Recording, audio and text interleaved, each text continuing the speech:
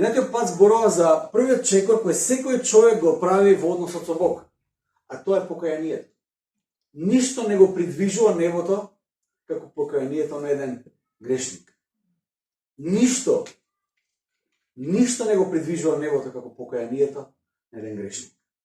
Тоа не се однесува само на првото покаяние кое се го имал во животот, она драматично кога прв пат ќе го искушиш Господ, и тоа да е доволно.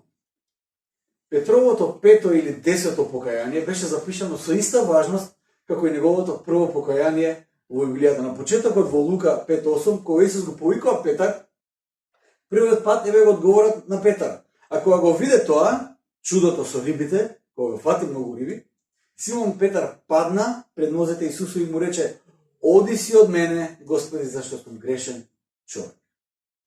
Во меѓувреме Петар веројатно имал многу други покаянија, но едно од тие покаянија ни се запишани и се подеднакво силни како и првото покаяние.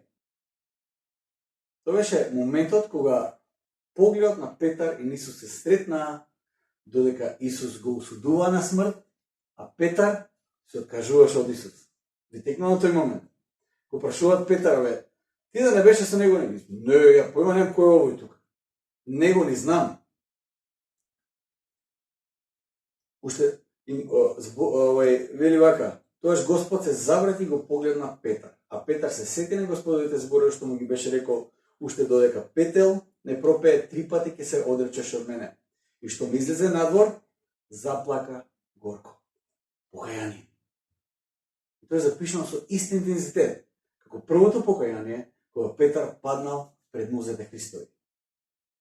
Во случајот на Петар и на предавникот Јуда, единствената разлика помеѓу нив двајцата беше токму овој момент. Тоа беше единствената разлика. И Јуда и Петар го предадоа и се откажаа од Господ Исус. Јуда го предаде за пари, а Петар да спаси жива глава. Но Јуда заврши со само сожалување и мизерен обид за самооправдување, кој го однесе до самоубиство. Петар заврши со покаяние, кој го однесе до спасение и обнова. Јуда заврши со самооправдување. Се обидува сам да се оправда. Јас предав немина крв, еве ги парите не ми требаат. Овие првосвештеници му кажат: "Тоа не е наша работа, друже, извини." Немаше покаяние, имаше само сожалување. Покајанието е првиот чекор и почетната точка за секое враќање кон Бог. Покајанието е првиот секојдневен чекор кон сретувањето на погледот кон Бог. Покајанието не е тажен момент. Тоа е радосен момент на враќање дома, ефектот кој јас и ти го имаме секојдневно. Секој ден. Покајанието не враќа дома. Покајанието ќе реши многу од нашите лични проблеми. Ќе бидеш реален за твојата способност, но и за твојата слабост. Кога се каеш за твоите слабости. И ако секој ден се каеш, ти си свесен за твоите слабости. Одеднаш, ако тоа го практикуваш секој ден, другите околу тебе не изгледаат толку расипани. Знаете ли зашто? Затоа што и ти си уискош. Уискош си. Ако не се каеш, во твојот поглед ти стануваш се подобар. Се подобар стануваш. Моментот кога ќе се покаеш и ќе примиш милост од Господ, потребата за самоправедност ќе биде се помала, бидејќи живееш во слободата која доаѓа од Бог, а не од слободата која ти си ја изработил. Слободата од Бог е вистинската слобода. Покајанието ќе реши многу од нашите проблеми кои ги имаме како заедница. Секоја црква има своји проблеми. Јас досега не сум бил дел од црква или не сум посед од црква која нема проблеми. Ако во одреден момент се дошли во оваа црква и кажете: "Ова црквата на Живко цвета од нада." Доаѓате внатре и си кажете: "Опа, не цветала таа баш." Си има своји проблеми. Тоест, може би проблемите се поголеми од она на претходната црква. Што направив јас, си ми е срам да се вратам и така натаму. Секоја црква има своји проблеми. Покајанието ќе реши голем дел од проблемите на заедницата. Примајќи милост преку покајанието, ти ќе бидеш спремен и да искажеш милост кон оние на кои им треба. Зарем една од параболите за двајцата слуги кои должеле, кој Исус ја кажал, не го спомнува токму ова. Немниот господарот му простил не знам колку илјадници денари, тоест никогаш нема во животот да успее да го отплати долгот, ама некој му должел 20 дневници, он го фаќа, го фрле у затвор и тој на кого му е простено премногу, сега наместо и тој да прости, тој сега го бара долгот од тој што малку должи. И кога Господарот слуша за таа работа, што се случува? Веќе нема милост. Ако не си искажал милост, нема милост за тебе. Тоа звучи многу лошо. И тоа може би не сакате да го слушнете сега. Може би сакате да слушнете за најмилостивиот Бог кој све гледа низ прсти. Иначе Оче наш во Матеј завршува, или прости ни ги долговите наши, како што ние ги прощаваме нашите должници, не во искушение и така натаму, кој е царството и силата и славата, сите кажа амин. Но после амин има уште еден коментар. Исус вика: ако ги простите долговите на должниците ваши, и мојот небесен татко ќе ги прости на вас. Ама ако не ги простите, и мојот небесен татко нема да ги прости на вас. Тоа е тешко слово. Зошто Исус завршил со 12 апостоли, а со 70 си отишле? Тоа не е лесно слово да се слушне. Тоа не е лесен животен стил. Покајанието решава многу. Примајќи милост од Господ, ти ќе бидеш спремен и да искажеш милост кон оние на кои треба. К.С. Луис ќе каже вака: да се биде христијани значи да се прости непростливото, бидејќи Бог го простил непростливото во тебе. Милоста, како и многу други работи, можеме само да ја примеме и канализираме кон другите, но никако ние да ја произведеме. Ние не сме изворот, туку каналот преку кој Божјата љубов на милост тече. Покајанието е лична должност. Обидот да се изфорсира некакво колективно покаяние води до банализирање на самото покаяние и во конечност ќе не присили до некаков обид на самооткупување. Не знам дали го разбирате тоа што го кажам. Понекогаш има обид во нашето општество за колективно покаяние. За колективно покаяние. Мислам дека токму на Западот во последните неколку години, сега тоа е ин, се обидуваме да направиме еден таков обид на колективно покаяние. Има обид за некаква колективна вина и долг кој треба да се плати. Тоа повеќе се однесува на вистинскиот Запад, не мислам на нас. Ние немаме кој знае што вина да чувствуваме, ние сме утепани историски, али Западот кој се развил и така натаму, развива еден таков момент на колективна вина. Таму се зборови за некакви репарации и надоместоци кон одредена заедница, или групно кање за некој долг и одговорност која нашата генерација го има за идните генерации заради разозданото живење кој ги предизвикува климатските промени и што ли уште нема се да прочитаме. Тоа е еден обид за едно колективно покаяние. Да се присилиме самите ние сите заедно да се каеме за нешто. Без разлика дали тоа сме го направиле пред 200 години, пред 300 години, пред 1000 години, или сега го правиме кои последици ќе дојдат за 500 години. Но вината е тука, мора да се покаеме као колектив. Во Библијата имаме исповедање на гревот за одредена група, но тоа секогаш се случува преку некој посредник кој први се кае за своите гревови, но и за гревовите на своите предци и за гревовите на народот. Ама тоа е друг концепт. Тоа е концептот на посредник, кој се кае за народот, кој посредува помеѓу народот и Бога.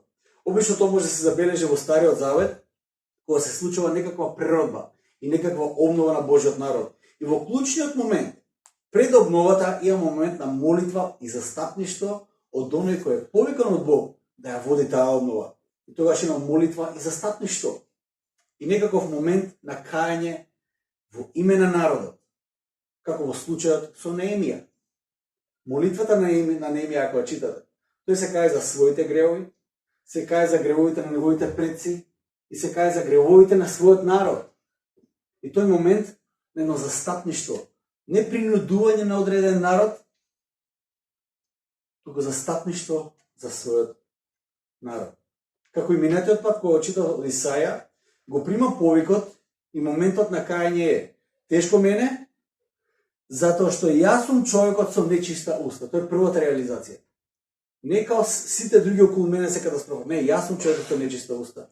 И живеам со народ со нечиста уста. На ист начин во Новиот Завет, веднаш после првата проповед на Петар, на духовен се поставува тој принцип на личен одговор, лична одлука, личен однос со Бог, лично крштење и лична одговорност. После проповедта на Петар, вели вака: кога го слушнаа тоа, им се растреперија срцата. Ја слушав проповедта на Петар, им треперат срцата. И му рекоа на Петар и на другите апостоли: луѓе, браќа, што да правиме? А Петар им рече: покајте се, тоа звучи многу колективно, така? Вика: и секој од вас да се крсти во името на Исус Христос за простување на гревовите. И тоа ќе примете дарот Свети Дух. Петар преку таа проповед, тоест се поврзува на тоа што Исус го проповеда, но тоа е личен однос со Бог, лична одговорност. Колку повеќе време сме во Христовата црква, дел од црквата, толку повеќе би требало да разбереме дека иако има надворешни фактори кои носат опасност кон нашето духовно опаѓање, сепак најголемиот извор на нашите духовни напади секогаш е од внатре. Прашајте ги монасите во манастирот. Таму нема многу надворешни фактори за грев. Најголем дел од факторите таму за грев се внатрешни фактори. Доаѓаат од внатре. Ти можеш да се изолираш кај сакаш. Тоа обично го кажувам. Обично во другите религии ќе отиде некој во пустината и после 30 години се враќа и тој е свет човек. Не мора ништо да направи. Тој е светец. Бил на изолирано место, тој е светец. Во црквата тоа не проаѓа така. Ти можеш да одиш на искушение во пустината. Ама твојата вера, плодот на твојата вера е тестиран во контекст на заедништво. Зборуваме за плод на духот. Така, долготрпеливост, љубов. Долготрпеливост со мене, јас сум многу трпелив со мене, ама со другите не сум. Тука е проблем. Тука се тестира плодот на љубовта. Иако можеби сме примиле преобразено срце и нашиот дух од внатре копне кој тој конечен одмор во Бог, кон тоа совршено заедништво со Бог и со ближниот, сепак телото кое го носиме е паднато тело. Исус кажа, нели, кој им кажа на апостолите да се молат: духот е бодар, телото е слабо. Ние сакаме, како што или апостол Павле, сакам да правам добро, но природата ме совладува во многу нешта. Тоа значи дека се додека сме ние на земјата, ние ќе ја чувствуваме таа тензија. Многу голема желба за небото, но ние се уште сме на земјата. Можеби на прв момент ќе бидеме лути и ќе почнеме да развиваме одбранбен механизам, затоа што доаѓајќи во црквата и очекувајќи да сме на небото, ние гледаме дека се уште сме на земјата со луѓе кои се грешни, кои ќе не повредат, кои ќе не оговарат и така натаму.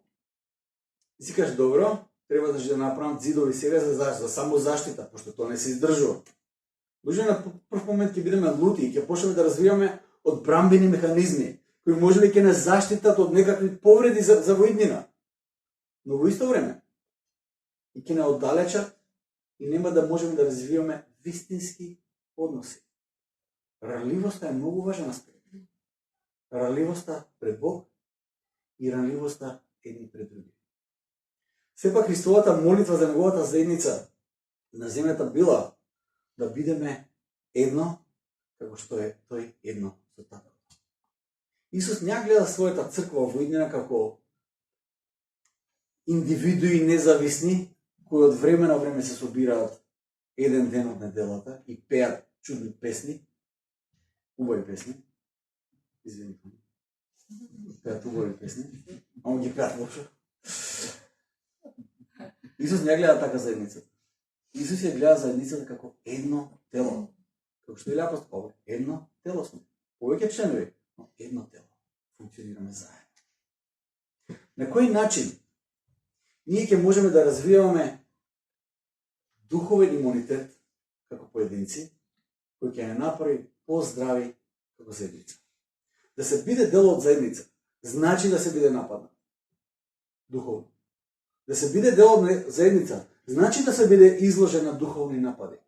И од надвор, и од внатре. И од тебе од внатре, и од внатре на заедницата. Тоа значи да се биде дел од таа заедница. Прашањето е, Никако да ги спречиме напаите. Напаите не може да ги спречиме. Не постои такво нешто. Не можеш да создадеш небо на оваа земја. Не можеш. Пробала црквата во историјата. Пробала да го доведе Божјото царство овде на земјата. Да го воспостави политички. Знаете што се дешава? Многу лоши работи црквата е способна да направи, за да го воспостави Божјото царство на земјата. Не сме повикани тоа да го направиме. Ние сме повикани да бидеме црква. Не може да ги спречиме нападите, но како можеме да изградиме духовен имунитет, преку кој ние ќе бидеме силни да се спротивставиме на тие напади. Што можеме да научиме од Библијата за тоа кои се главните опасности кои ќе дојдат на наша адреса и ќе го имаат потенцијалот за уништување на заедништвото и љубовта кои треба да бидат препознатливиот знак на Христовата заедница на земјата. Кој е знакот за нездрава заедница? Дали се прашали за тоа? Кој е знакот за нездрава заедница? Како можеме да видиме дека имаме потреба од обнова како заедница? Според Библијата, контрастот на одреден плод на духот не е она што ние би го замислиле најчесто како контраст. Туку е нешто сосема друго. Сега ќе ви дам пример. Например, контрастот на љубовта, љубовта е плодот, така? Контрастот на љубовта обично го замислуваме во омразата. Но не е. Според Библијата, контрастот на љубовта, знаете ли што е? Себељубието. Тој е контрастот на љубовта. Не е омраза. Контрастот на љубовта е себељубието. На ист начин, многу други работи во Библијата ни се откриени дека контрастот обично не е она што се гледа на површината. Туку коренот е нешто друго. На површината тоа што се гледа е резултатот, плодот на тој контраст. Но не е тоа контраст. Во контекстот на заедницата, спротивноста на единството и заедништвото кон кое сме повикани не е поделбата. Поделбата е плодот. Но контрастот на единството и заедништвото е самоволието. Самоволието.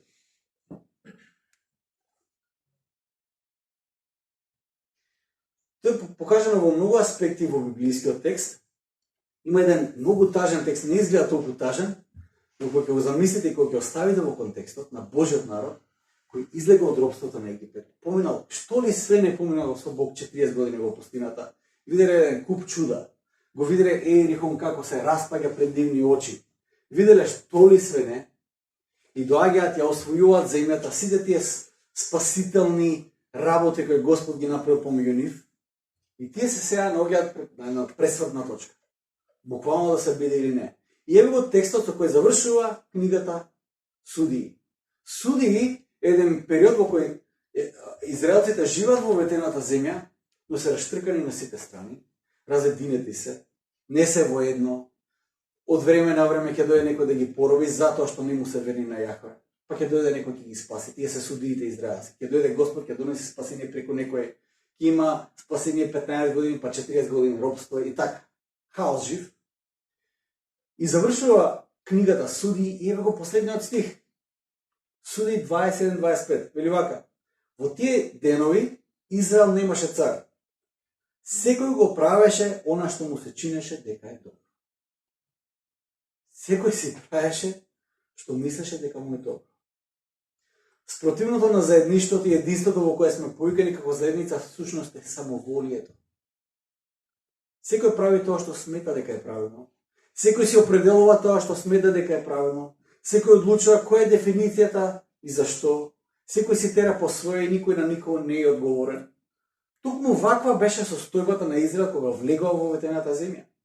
Опасноста која ги демнеше во тој момент не беше кавги едни помеѓу други. Има кавги, они многу.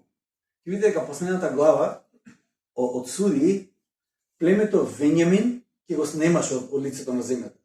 Толку ги испотепаа другите племиња, затоа што Венјамин направи белја, племето Венјамин направи белја, сите се собраа против племето Венјамин, ги испотепаа, останаа многу малку луѓе. И од другите племиња се согласија да им дадат жени за да не умре тоа племе. Готови беа на раб, на изумирање. Токму ваква беше состојбата на Израел кога влегува во таа ветена земја.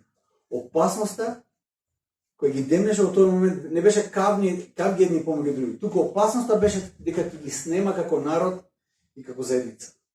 Моментот кога ќе дојдеш до ветената земја, она што Господ те води по некој пат, да дојдеш до покаяние, да дојдеш до некаква обнова, да дојдеш некој момент да кажеш, окей, сега мислам дека стојам во Господ сега. Примив некаков благослов, некаков повик, тука сум сега, на тоа место сум. Кога ќе дојдеш до моментот на ветената земја, опасноста веќе не доаѓа од зидовите на Ерихон или од народите кои те окружуваат. Опасноста се помалку од надворешен карактер. Кога веќе си во ветената земја, опасностите по заедништвото доаѓаат одвнатре. Кажам тоа од искуство. Ваквиот пристап на црква, кој го опишав пред малку, може лесно да се препозна во црквата на денешно време. Сам христијанин, кој не е одговорен пред никој, не одговора на никој, кој само определува што е добро за него, а што не, кој само одлучува што и како ќе прави, кој сам си определува својата слобода и сам си толкова се што сака. Тоа е сликата на модерниот христијанин. Грото христијани се така. Грото. Сам си определувам што мене ми одговара. Но, ќе ви кажам вака, тоа не е христијанска дефиниција на самоодговорност. Може би звучи како самоодговорност, но не е. Тоа е западната филозофија на хипериндивидуализам. Тоа е тоа. Христос не ја замислил така црква. Апостол Павле не ја воспоставил така црква. Каде и добро. Ти си дел од едно локално заедништво. Тука сме сега. Погледнете околу себе. Погледнете, еве, правиме пазар. Видете ги луѓето околу вас. Свртете се надале. Видете ги луѓето. Ги гледате ли луѓето? Тоа е твоето локално заедништво. Тоа е твојата црква. Тоа е твојата црква. Тоа е твоето локално заедништво. Не си сам. Не си одговорен само пред себе. Ти, Бог на пуст остров. Не ходи тоа така. Ти си под локален, исто така и духовен авторитет, по благодат Божја. Се по благодат Божја. Ти си под локално духовно водство, по благодат Божја. Токму овие аспекти, дадени по благодат Божја, за секој од нас, ќе бидат силно предизвикани за да се наруши единството и да се уништи заедницата. Секој тие аспекти. Односите едни помеѓу други, односите помеѓу вас и водството, кој да е тоа водство, ќе бидат предизвикани. Како да изградиме духовен имунитет?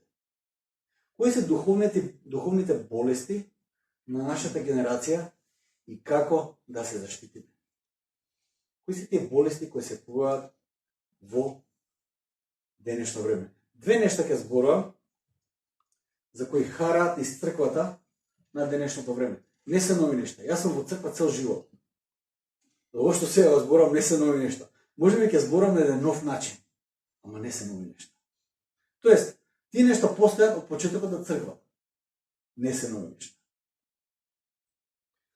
Секој се присетувам на предметот по апологетика и професорот кој ни раскаже едно сведоштво од една жена која пред да се обрати да го прифати Исус за спасител, била во некакво движење на вештерки и вештери, чија мисија е уништување на црквата. Имате и такви движења. Имате вештери и вештерки кои се собират, имаат како црква, чија мисија е уништување на црквата. Тоа е тоа. Интересно е дека методот кој тие го користат, за да се уништи црквата е прво, стануваат дел од црквено тело, се инфилтрираат во црквената заедница и знаете ли што прават? Оговарање. Пуштаат муабет. Оговарање. Тој е методот кој се користи, верувале или не, и е доста ефективен. Многу ефективен метод. Оговарање. Колку само повреди, колку само уништување, колку само потрошена енергија и потрошен потенцијал е резултат на оговарање, на зборување. Јазикот на Исаја кој беше нечист и јазикот како орган, како што вели Јаков во 3:6 ќе каже, јазикот е оган, свет полн со неправда. Јазикот се наоѓа во таква положба меѓу нашите органи што го осквернува целото тело и го пали времето на нашиот живот, воспалувајќи се сам од пеколот. Јазикот има неверојатен потенцијал за уништување. Неверојатен. Одговорноста што зборуваме ние во секоја средба со нашите браќа и сестри. Одговорноста што разговараме ние е огромна на секој христијанин. На секој христијанин.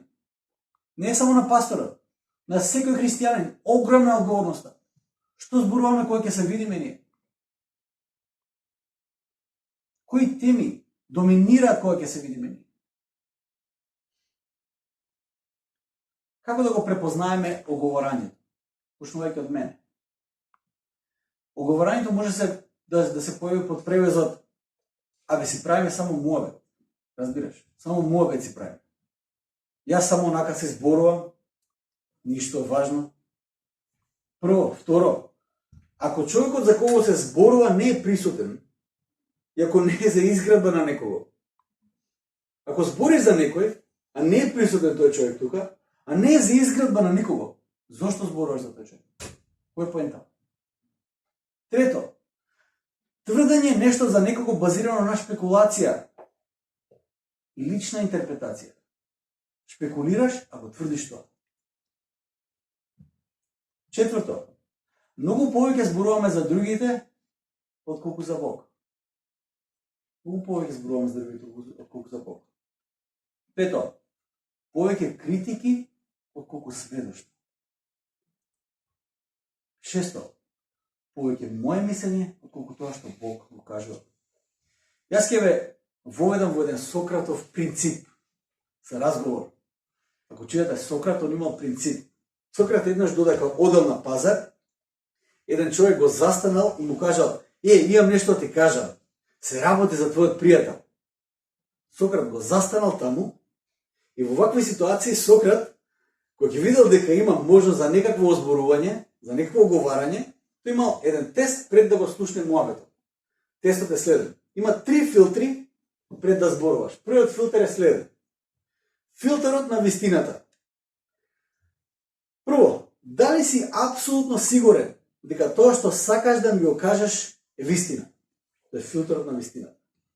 Значи имаш нешто да кажеш. Дали си апсолутно сигурен дека тоа е вистина? Второ, филтерот на добрината. Дали тоа што сакаш да ми го кажеш е нешто добро или е полезно, позитивно? Што е тоа што сакаш да ми го кажеш? Тоа е филтерот на добрината. И трето е филтерот на полезноста или неопходноста. Тоа е филтерот на неопходноста. Дали тоа што сакаш да ми го кажеш е корисно или неопходно да се знае? Ако не е, зошто ми го кажуваш? Кои се клучните принципи? Клучните принципи се овде дека се обидуваме да спречиме штета. Сократ верувал дека пренесувањето непроверени, негативни информации го уништува угледот и шири непотребна огорченост. Ако шириме муабетот само на непроверени информации, и шириме огорченост. Вториот принцип е фокусот на полезноста. Ако информацијата не е ниту вистинита, ниту добра, ниту корисна, треба да се заборави и да не се изговори. Празен муабетот. И третиот принцип е само корекција. Овој тест се користи за човек да се филтрира себе си пред да зборува. Со што се намалува зборувањето и се насочува кон по-конструктивна комуникација. Пред да кажеш нешто, ти всушност размислуваш, зошто јас го кажувам тоа? Дали тоа е полезно? Дали тоа е вистина? Дали тоа лекува? Зошто ги зборувам с тие работи? Принципот кој го кажува е за само корекција. Колку пати сме биле средство за горчина? Зборувам за мене пред се.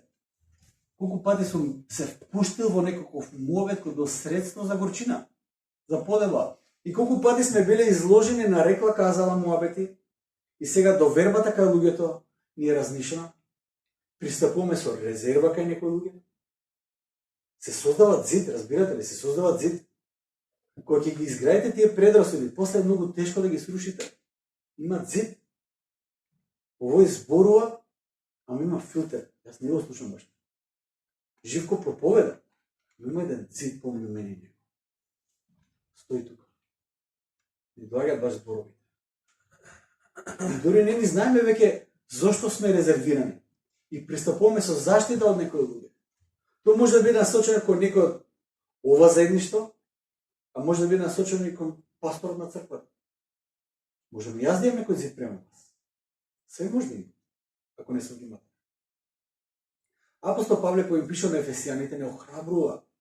Тоест, тој во делот на императиви, 4 глава Ефесијаните е тоа. Од 4 глава натаму, апостол Павле пишува императиви, тоа се заповеди, тоа се наредби до црквата. И тој вели вака, Ефесијаните 4:29.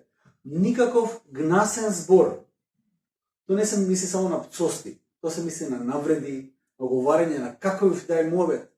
Никаков гнасен збор да не излегува од устата ваша, туку само добар, за надградување, каде што треба, за да им даде благодат на оние што слушаат. Мораме да бидеме свесни дека секогаш кога зборуваме, луѓето слушаат. Важно е тоа што го зборуваме. Важно е тоа што го зборуваме. Според тој принцип некои дружби кои ги имаме, кои јас ги имам, кои можеби ти ги имаш, дружбите, заедништата кои ги имаме, треба да се редефинираат. Бидејќи коренот на некои пријателства кои ги имаш сега во црква, можеби се темелат на некакво озборување. Анализира се живо. Само анализа.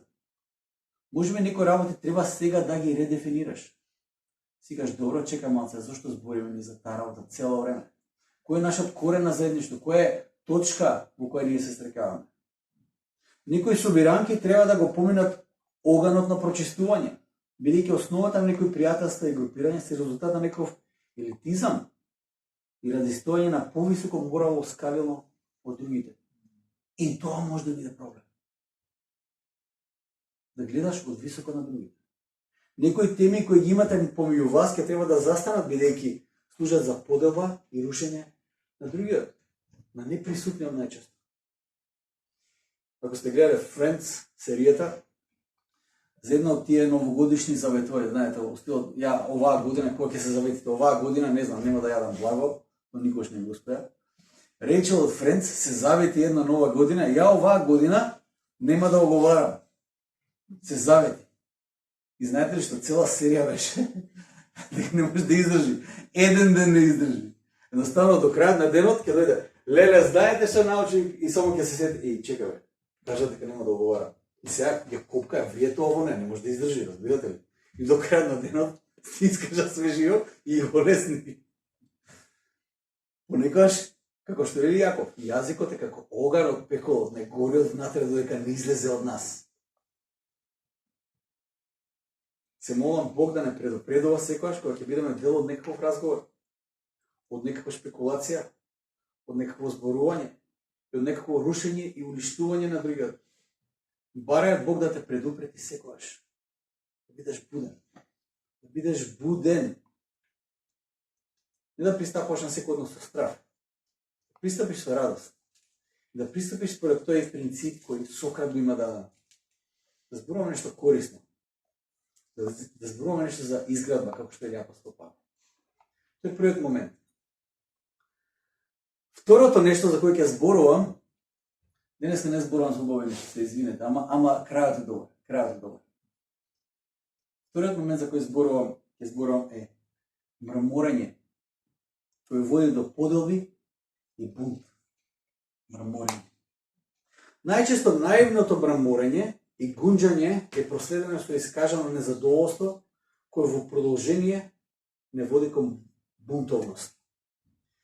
Резултатот на мрморењето кај луѓето е пасивност и свртување од насоката на движење на заедницата. Мрморењето и незадоволството најчесто завршува на адресата на водството. Да знаете се. Во Македонија тоа е толку изразено, тоа е неверојатно нешто. Ние сите мрамориме за водството во државата. Сите до еден. Дали е тоа за градот, дали е тоа за владата, дали е за локална самоуправа, дали е за шефот, дали е за фирмата, дали за што и да е.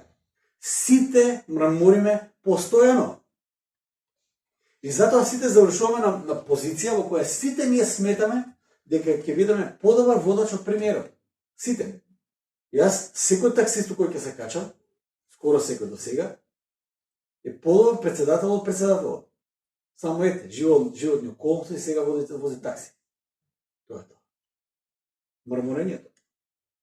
Сета енергија се троши на тоа како требало, наместо да се следи водството на правецот по кој се оди.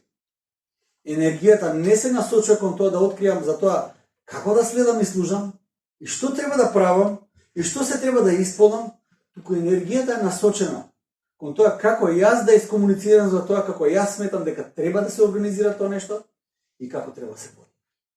Цела енергија е насочена кон тоа. Ние сме страшно дислексични како народ. Ние не може да се фокусираме да работиме на работа 15 минути. Да бидеме дисциплинирани во една работа. Стално нешто ни го одзема вниманието. Стално. Јас, искрено да ви кажам, во Кореја бевме и прекрасна црква, славење, што да ви кажам, лудница. Јас бев најфасциниран од една жена која држеше знак, стрелка. Жената го држи вака знакот, стрелката, и го држи активно. Мене тоа не ми влегува во глава. Го држи активно жената и секогаш што поминува го поздравува, му кажува кај нас, ти што држаш знак, знаете како се? Вака или е на телефонот, или со некој ќе збори, прво што доша пред неја. Женава го држи знакот и тоа ми беше огромно сведоштво на мене. Огромно сведоштво. Посветеност. Ние сме страшно дислексични и мрмориме. Сета енергија трошиме на тоа. Како треба, што треба. Тоа може да се однесува на се. Од тоа како треба да се чисти црквата и кои се средства да треба да се купат, дори до тоа одиме. Па како се води диаконија, на Никола сега ќе му дојдеме и не така, вака треба. Тоа треба да го правиш. И ќе те прегнеме, Никола сега, ќе те нападнеме, ќе ти кажеме како треба. Па како сметаш дека треба да се води црквата и кои се одлуки треба да се направат. Мрморењето на израелците предизвика да останат како генерација во пустината и предизвика свртување од правецот по кој тие одеа и требаше да одат. Наместо кон ветената земја кружеа во пустината. Тоа е резултат. Кружење во пустината. Од ова гледна точка можеби ние сметаме дека стоиме, зборам пред се за мене, на повисоко морално скалило од израелците, затоа што да бев јас таму, Јоаке бев со Калев и Исус Навин рамо до рамо со Мојсе. Јас не може да видам овие Корееви синови што вдигнаа бунт, не сум таков тип. Мада добро се знам, така да веројатно ќе профути линии таму со Корееви. Ја поише Кореев ќе бев од Кореевите синови. Ќе се докажав таму. Таков сум јас по природа. Дали тоа беше средна школа, дали беше факултет, све ја знае боле од другите. Све боле знае од другите. Слободно ќе отиде во осек на деканот и му кажа вака ако тераш и така натаму. Бев многу арогантен. Реално. Мисля дека знам се. Реално мисля. Тоа е супер поглед на самите нас, дека ние ќе сме со Мојсе, но вистинските тестови не се таму некаде во историјата и во библиските случаи, туку нашите тестови се во нашиот реален живот, во нашиот активен, јас би рекол, локален црковен живот, не интернационален црковен живот. Јас сум многу добар член на Хилсон црквата во Сиднеј, ама никој не знае дека јас постојам. Немам никаква одговорност према нив. Вистинскиот тест доаѓа во твоето локално духовно семејство, како што кажа. Таму е тестот на плодно дух, не на друго место. Локален црковен живот. Бидејќи твојот христијански живот на Facebook нема никаква поврзна точка со реалност и вистинската состојба. Тоа кажам исто до искуство на социјални медиуми, ние не постираме кога се караме, ние постираме кога се шетаме, разбирате ли? Ние постираме кога седиме заедно, ние постираме кога имаме проблеми, разбирате ли? Facebook животот не е реален живот. Често пати се лажеме дека тоа е нашиот живот. Не им верувајте многу, мојот како да кажам, совет за секој од нас. Не им верувајте многу на вашите лични постови. Не се реални. Анализирај се сега самиот. Дали го има кај тебе моментот да бев јас, сега ќе знаев како треба да направам и како да водам во било кој аспект. Пошто на тој аспект се троши многу енергија. Дали има мрморење во твоите разговори за тоа како требало да се води црквата? Еве сега зборам за мене, зашто мојот контекст е црквата. За тебе може да биде фирмата, може да биде, не знам, некој друго заедништво.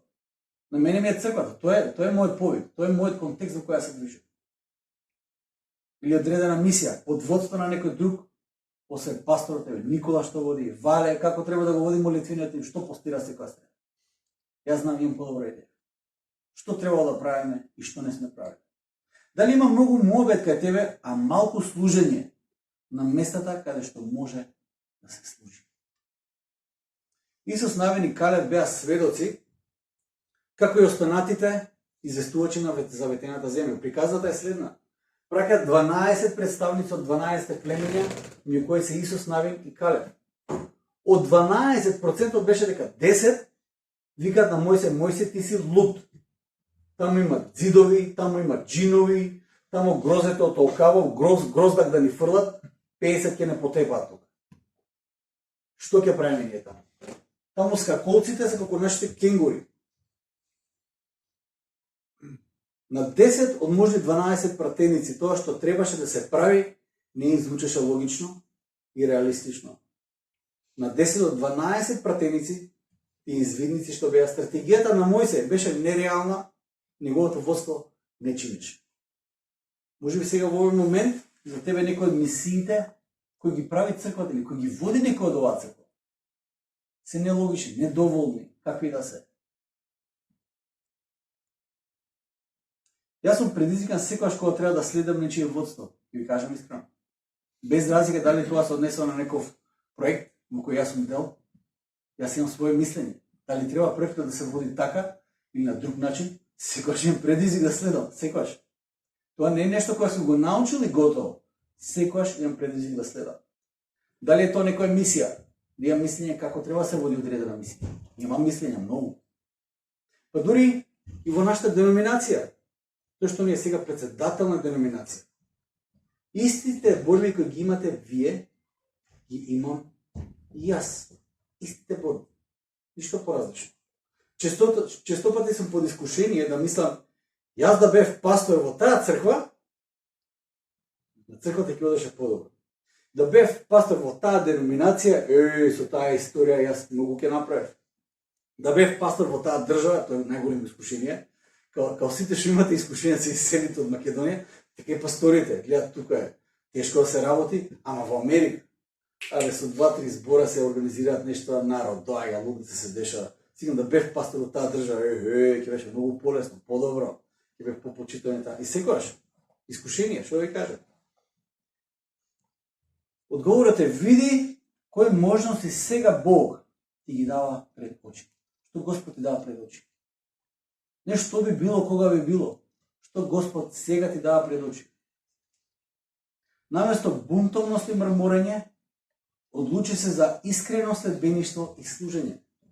Наместо средство за поделба, одлучи да бидеш благослов за некој во потреба и порака на охрабрување.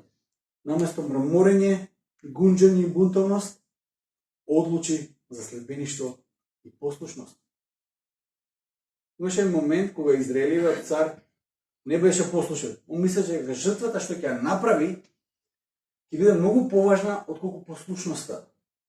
Во 1 Самуилова 15 глава 22 до 23 стих, кога царот Саул го чекаше Самуил да го чека, Самуил го нема и Саул вика: знаеш што, ја ќе ја пренесам жртвата, сум го видел Самуил како прави. Е подобро ќе ја пренесам жртвата. И Самуил тоа го прави. Саул тоа го прави, царот Саул, и Самуил доаѓа, го гледа Саул вика: зар се палениците и приносите повеќе му се пријатни на Господ отколку послушноста на гласот Господов? Послушноста е подобра од жртвата и покорувањето подобро отколку овнешко месо. Зашто непокорноста е ист таков грев како што е вражањето, а тврдоглавоста е исто како и идолопоклонство. Поради тоа што го отфрли зборот на Господ, затоа и тој те отфрла за да бидеш цар над Израел. Страшна последица за Саул. Страшна последица. Сега имаме нова можност. Ево среќниот крај. Зошто? Не затоа што така ја припреми пораката, туку затоа што Господ дава нова можност. Господ дава нова надеж секој ден. За покајанието зборавме дека е можност секој ден. Има еден концепт, на англиски се вика Rally Around the Flag. Не знам дали сте го слушнали тој концепт, Rally Around the Flag. Во историјата на цивилизациите го има концептот на, го преведов на архаичен македонски и на модерен македонски јазик. Сплотување под бајракот, тоа е архаични, или обединување под знамето. Во важни моменти на одредена земја или нација, без разлика на поделбите, под кои може одредени луѓе да се делат, не се делими, на секакви.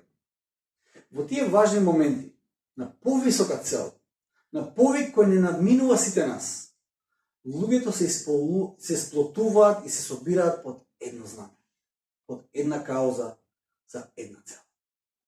Тоа во неколку пати во историјата на одреден народ се случило. Кога луѓето без разлика на поделбите ќе се соберат под едно место и кажат сега целта не надминува секој еден од нас поединечно. Ние сме повикани за повисока цел. Тоа е еден момент во историјата на Израел каде има еден деутерономистички јазик во Стариот Завет, каде што Израел зборува во еден глас. Нацијата, народот Израел зборува во еден глас. И после давањето на законот и 10 заповеди, вели вака, дојде Мојсей и му ги повтори на народот сите зборови Божии и сите заповеди. И сиот народ одговори во еден глас и рече: сите наредби што ги кажа Господ ќе ги извршиме. Точка. Можеме ли ние да одговориме во еден глас? Како заедница? Можеме ли да одговориме во еден глас? Јас се молам, секој ден се молам за Господ да донесе едно раздвижување во духот овде. Да не оживи. Да се собереме по тоа знаме. И кажеме, јас не сум поголем од црквата. След мој пријател, многу добар теолог, многу паметен човек, додека студиравме заедно. Знаете, кога учиш многу, тоа може да те удри у глава и да мислиш дека сега знаеш се, си поминал се, си прочитал многу.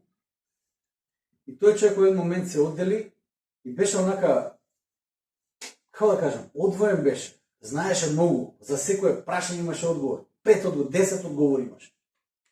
И после некој време го гледам тој човек, добар пријател ми, не да кажам кој. Вика имаше момент кога ја мислев затоа што знам повеќе, дека јас сум поголем од црква. Имаше таков момент. Мислев дека сум поголем од црква. Јас можам без црква. Црквата не е достојна за мене. Вели се покаја. Никој од нас не е поголем од црквата. Може би ли сега ние во единство со сплотеност да одговориме со еден глас? Може ли ние како една заедница да застанеме под едно знаме, да кажеме тоа е нашата цел, тоа е нашата мисија? Прашањето е дали го љубиш Бог? Дали го љубиш ближниот? Дали ја љубиш твојата локална црква? Дали го следиш духовното водство во контекстот во кој Господ те поставил? Кој да е таа локална црква? Дали го следиш тоа водство? Дали размислуваш за послушност и следење? Дали размислуваш за служење во овој контекст? Црквата е убава, на вистина е убава. Кога е единствена, кога е сплотена, кога е извор на охрабрување, кога е извор на радост, кога е заедница на љубов, кога од неја излегуваат зборови на сведоштво. Кога сведоштвата излегуваат од црквата, црквата е прекрасна. Најубавото нешто што постои на овој свет. Не постои побаво нешто од црквата. Кога од црквата излегуваат сведоштва, кога од црквата излегува љубов, кога од црквата излегува таа добрина. Тоа може да биде нашата црква. Тоа може да биде нашата црква. Амин. Амин. Ајде да станеме и да се молиме.